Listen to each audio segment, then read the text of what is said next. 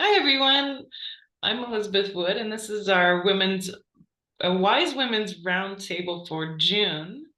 And we're getting started. We have three of us today, and I'm very pleased to have Nalini and Sara. So lately, it's been a lot winding up to solstice, and especially the light and very interesting things going on with the sun. We have all sorts of interesting, amazing looking flares. If you're blessed enough to have access to being able to see what the sun is up to, it's very beautiful and very astounding. And it can be a big reminder for us to be very clear in our authentic selves. And I think that the sunlight and the sun and all this amazing radiation coming through that's very powerful, it's transformative, this is all part of our awakening process, but this solstice is very unique. It's a gateway, I believe, for galactic consciousness and the collective of our galactic family to be available to us in consciousness. So if you're an empath, this is going to be an interesting time because it's going to feel much bigger and there's much more refinement, a lot of power coming from our galactic family, incredible history as well. And so that all, of course, is there to support this next step in our evolution. But that step in evolution, I think, is really about being the authentic self at this point. And it's very serious. We surround ourselves with lots of people who may or may not see us or even like us, really. Always very interesting that we end up picking family who might not even recognize our capabilities or who we are, and so we try to make other people comfortable. And we try to act like a certain way in order to not step on any toes or break any relationships or ties. But right now, it's the perfect time to be your true self, unbridled, unashamed. And that might be very quiet. It might be more boisterous, whatever it is from the heart space. But if you're holding back, it's going to create illness. It's going to create difficulty. It's going to show up in your body. It's going to be an issue. You're going to end up holding these limiting beliefs that are affecting our bodies very dramatically. And I think that lastly, when you're willing to be your authentic self, the relationships around you change in such a way to be more optimal. And then those people who are more authentic as well show up, and so that loneliness or that feeling of not being able to have a partner or friends who understand you or can talk about the same things, that's here to change. We're here to be part of those deeper communities of people who can see you and can see what you're capable of. So I think it's an act of self-love and an act of love for humanity and the earth for you to stand in your power and be exactly who you are at this time. So with that, I'm going to hand it over to Sara. Yeah, great message, Elizabeth. And as it happens, as we know, there are never any coincidences. This is the Sovereignty Rose, which kind of looks weird with the light coming through the window, but we just picked this from our garden today, and she smells.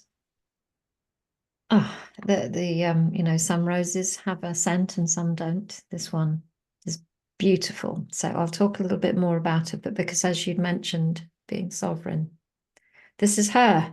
She's one of those big, tall, she's kind of taller than me, one of those roses. So, yeah, where to begin, really?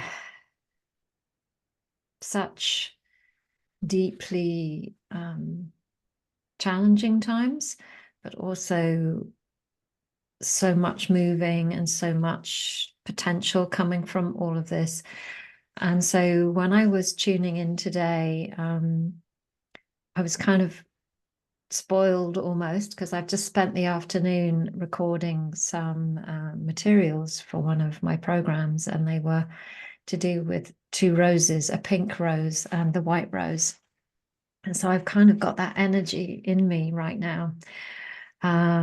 So there were three areas. If I I was guided to look back at some of the main areas that my clients have been kind of reflecting back to me and how we've been working with essences together. And the three areas are there's nothing surprising about what I'm going to say. One of them is how transformation can renew us. And my eyes were going to the butterfly behind you, Elizabeth, as you were speaking, and to healing and how we can access support when we're going through these transformational times, which for all of us, I think, are pretty challenging.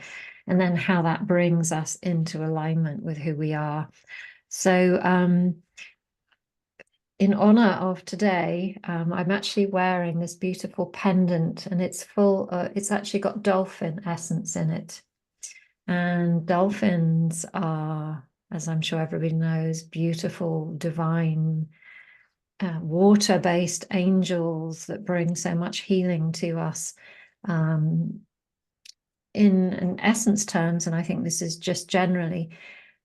They represent fun and lightness as well. So this is really here to help us move through these times with some lightness and some joy, knowing that, you know, new things are coming.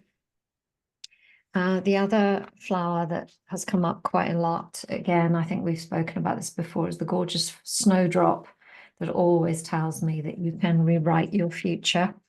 So here we go. I think we are actually doing this right now. So those are two allies for helping us go through these challenging times. And then there is so much support around us, so much support. So for me, I would turn to the nature kingdom, although I'm very open to the more angelic realms as well. Again, this is not a great photo, but I think it's a clear photo. This is the bleeding heart essence. I think we've spoken about this before as well. It is for grief, but it's more, I always see it more as when we have abandoned ourselves. So it's for that kind of deep inner marriage within ourselves to give us that support. So all the pink essences, so if you have anything pink crystals, pink flowers, pink roses, would be amazing to really support you through the emotional healing part.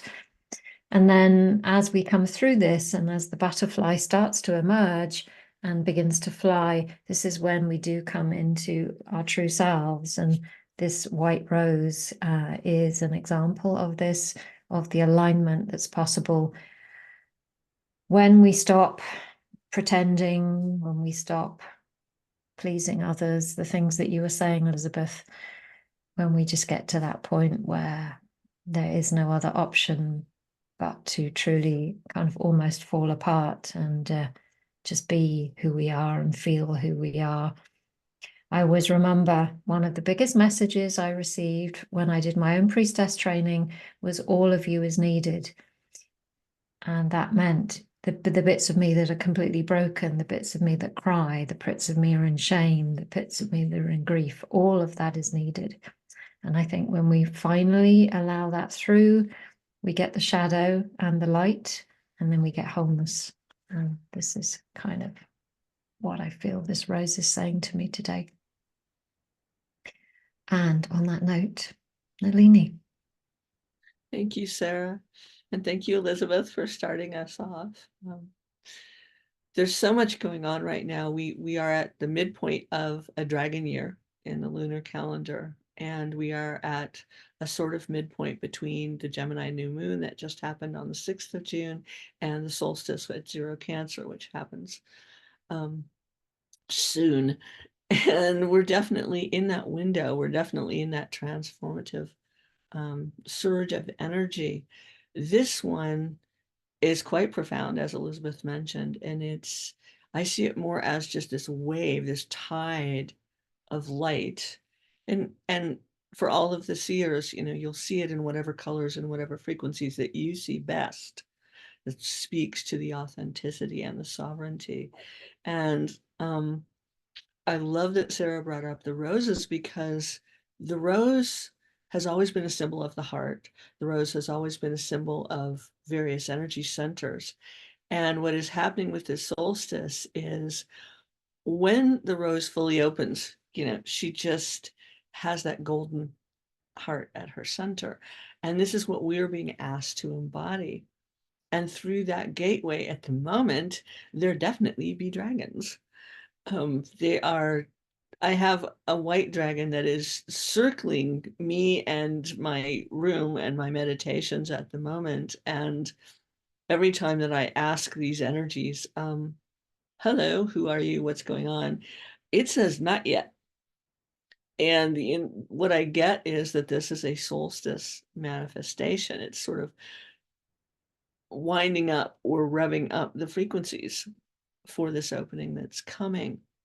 And another thing I was seeing when I was meditating with this is way back at the last great turning, the one that did this, when the veils came down more than they ever had been in a long time.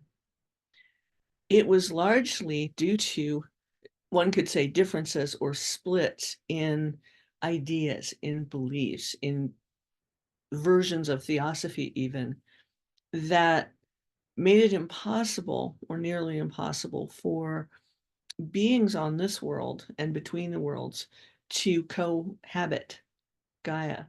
And so the veils came down so that even though that cohabitation is taking place, we couldn't see it. Regardless of whichever fractal you were in, you couldn't see the other dimensions, the other worlds. And the truth is, the elements, the elementals flow through all of them: the wind, the water, the fire.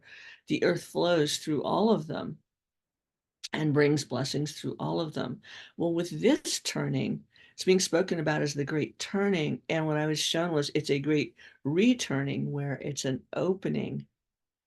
The veils are down now, if you hadn't noticed. I'm betting you have. And so we can see things that some will say aren't there. I mean, when I was a little girl, my mom had this little rhyme, and we used to laugh and laugh, and she would say, "Yesterday upon the stair, I saw a man who wasn't there.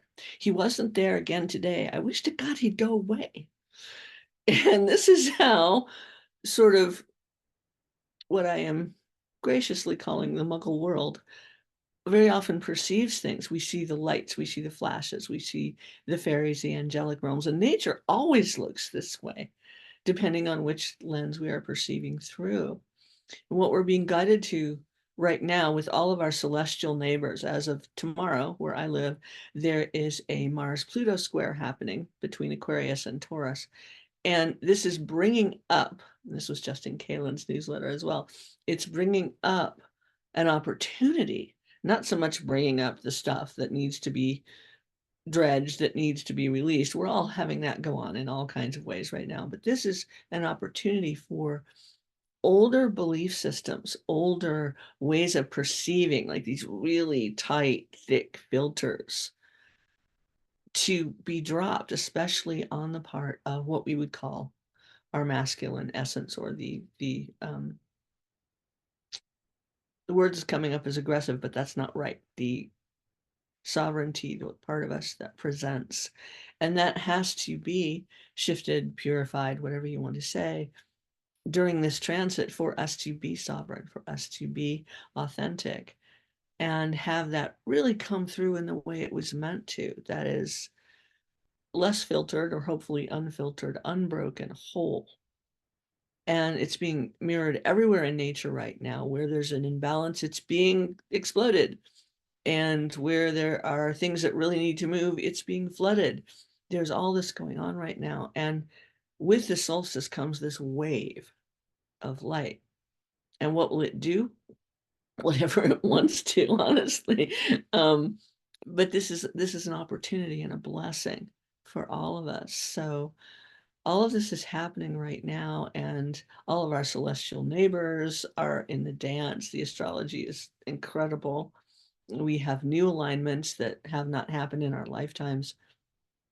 This is all for our benefit, so that not only do we get to let go of more, but we get to become what there is to embody. And I feel that this is what we incarnated for. So thank you for everyone who's been watching, listening, and thank you, Elizabeth and Sarah, for being here today. So.